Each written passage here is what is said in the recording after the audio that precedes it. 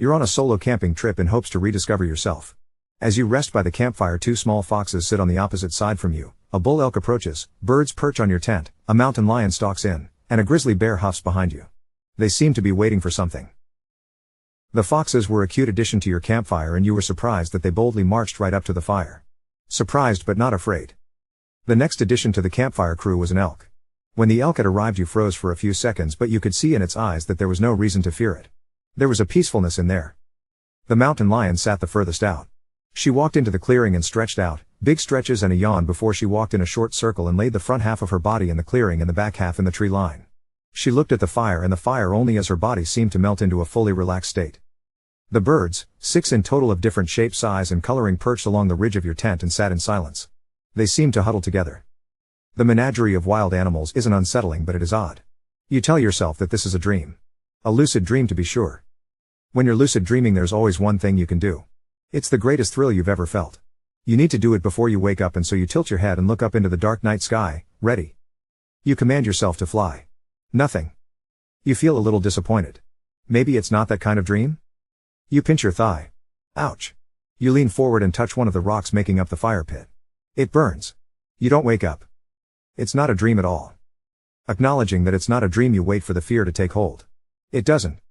That's when you realize can smell them. The smell makes you remember what that camp counselor said, the pretty one with the floppy hair from the camp that mom dumped you off at every summer. He said that wild animals stink, and boy oh boy was he right. The smells rolling off of the larger animals is one for the books.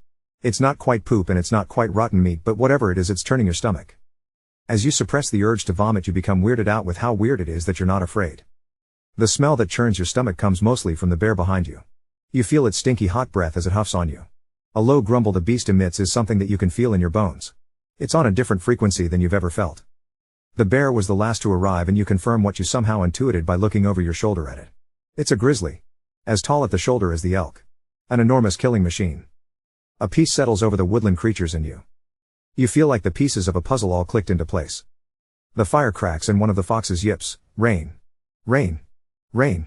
A high-pitched and adorable little cry that is a bit too human. The birds chirp, "Rain. Rain. Rain." You're startled by the sound of the elk. It's loud and almost sounds like an instrument, some kind of bugle. The elk agrees with the birds and foxes, "Rain. Rain." It's elongated and stretched out, but it's clearly the word rain. You look to the mountain lion to see if it will echo the other animals, but the flicking tail of the lioness is all you see as she walks into the thick forestry. The grumble that you can feel in your bones returns as the grizzly in his low tone utters out a single, "Rain." You swivel your hips, turning to look at the bear, and you catch its eyes for a second. He looks tired. He turns and walks into the forest. You hear the patter of rain before you feel it. The soft taps and pats on the ground before a cool splash on your scalp and the back of your hand confirm it. Turning back to the fire, all of the other animals are leaving. The rain is picking up. Shoveling dirt onto your fire before you retreat to your tent, you smile. What was that? Was that real? It felt real.